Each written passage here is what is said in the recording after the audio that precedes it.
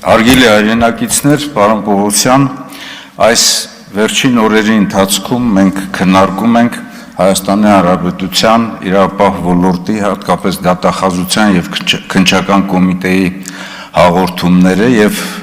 կարծում եմ, որ իմ ընկերները, իմ գործընկերները առավել քան ըստ ուղղությունների եւ հարցադրումների եւ ելույթների ժամանակ ներկայացրեցին այն իրողությունը, որ դիրում է Հայաստանի Հանրապետությունում։ Ես ստիպված եմ նորից անդրադառնալ 2020 թվականի 44-օրյա պատերազմին, որովհետև մնացած բոլոր հնչեղ հարցերի շրջանակներում 44-օրյա պատերազմը ամենակարևոր եւ ամենաաղետալի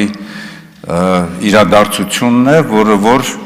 եւ Արցախի եւ Հայաստանի Հանրապետության համար ամենադժվար իրավիճակն է ստեղծել այսօրվա դրության։ Ես եւ դատախազին հարց տվեցի եւ նաեւ ձեզ, պարոն Պողոսյան, վերաբերող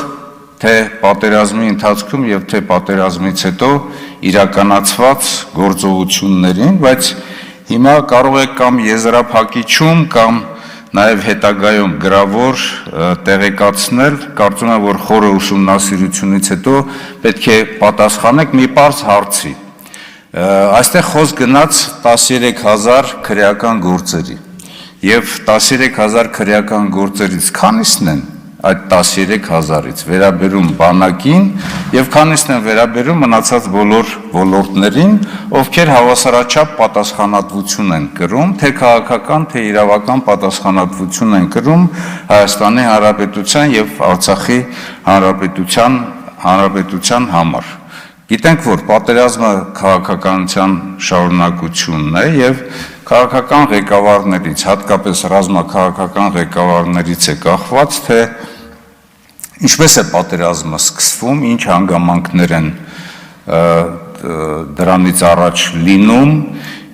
ինչպես վարել այդ պատերազմը, ինչ ինտենսիվությամբ գործողություններ իրականացնել, ինչպիսի պայմանների գնալ հաշտության պատերազմը կանգնեցնելու, այսինքն ինչ արտաքին եւ ներքին քաղաքականություն վարել, որպեսզի համագործակցությամբ եւ նաեւ աշխարհաքաղաքական զարգացումների այսպես ենթատեքստում համագործակցություն իրականացնել ռազմավարական գործընկերների կոալիցիոն համակարգի հետ միասին պատերազմը կանգնեցնելու եւ համապատասխան ընթաց տալու համար։ Ընդ որում ասեմ հետեւյալը, որ թույլ այսպես ռազմաքաղաքական ղեկավարների համար անչափ կարեւոր է, որ այդ պատերազմը կամ արագ կանգնեցվի, կամ էլ գնալ հաշտության, ամեն ինչ ձեռնարկել գնալ հաշտության։ Այս իրավիճակում անչափ կարևոր է, որպեսզի մենք գնահատական տանք մեր իշխանության բոլոր թևերին, Այսինքն ինչ ռազմաքաղաքական որոշումներ են ընդունվել կառավարությունում, այսպես անվտանգության խորհրդում, ինչպես է ուսումնասիրվել ռազմական գործողությունների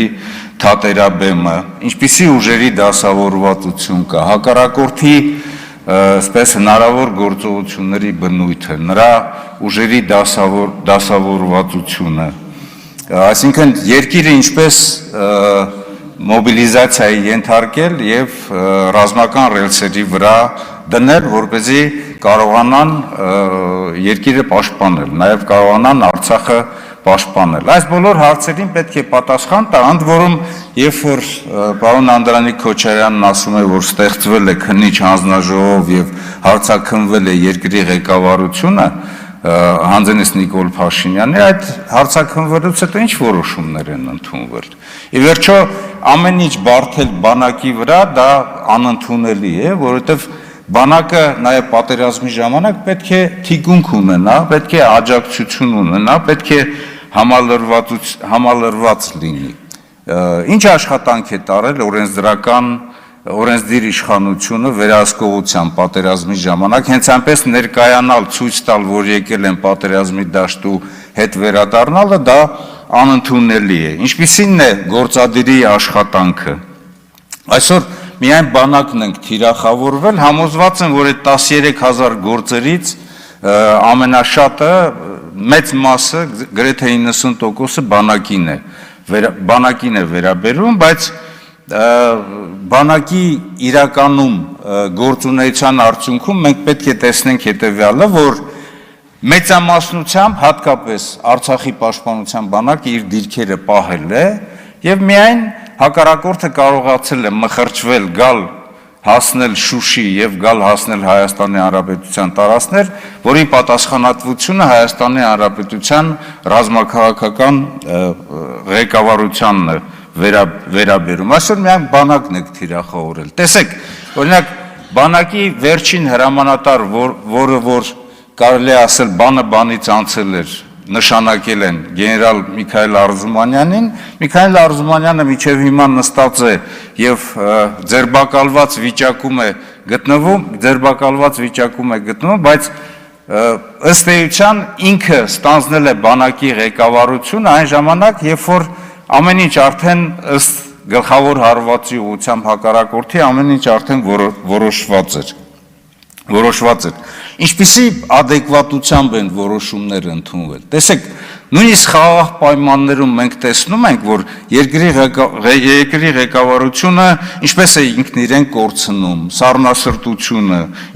ինքնատիրապետումն է կորցնում։ Այսպես կարելի ասել ուղեղի մթագնման պայմաններում, եթե խաղաղ պայմաններում են այդպիսի որոշումներ ընդունում, պատերազմի ժամանակ ինչպիսին կլինի նրանց իրավիճակը, կամ էլ եթե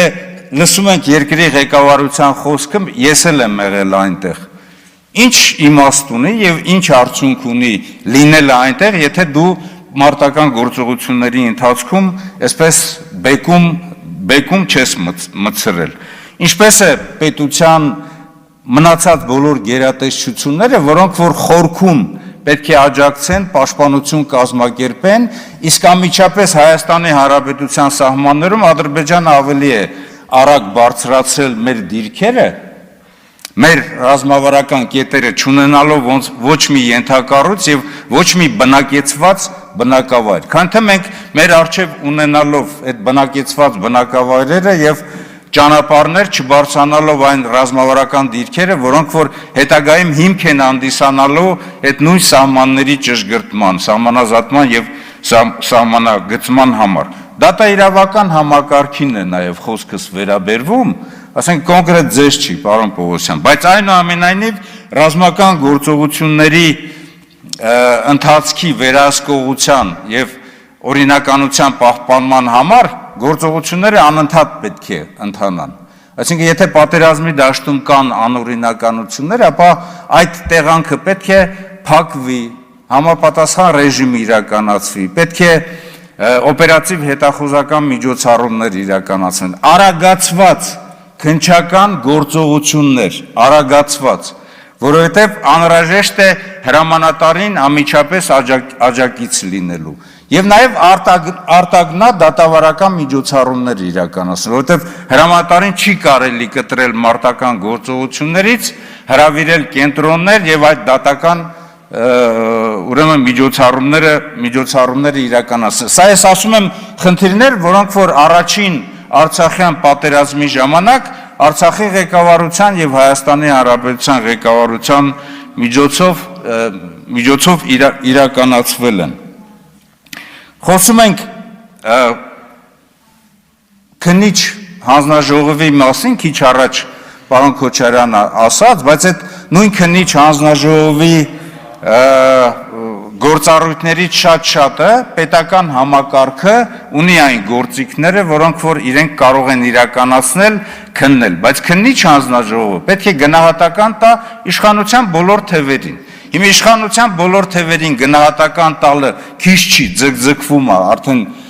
երկար ժամանակ, բացի դրանից էլ մենք չենք տեսնում, որ թիրախավորված է միայն բանակը։ Եվ ես կուզեի,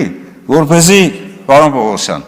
որ դուք ձեր ավարտական խոսքի մեջ հետագայում նաև ասեիք, որ ասենք գնահատական ենք տվել պետությանը,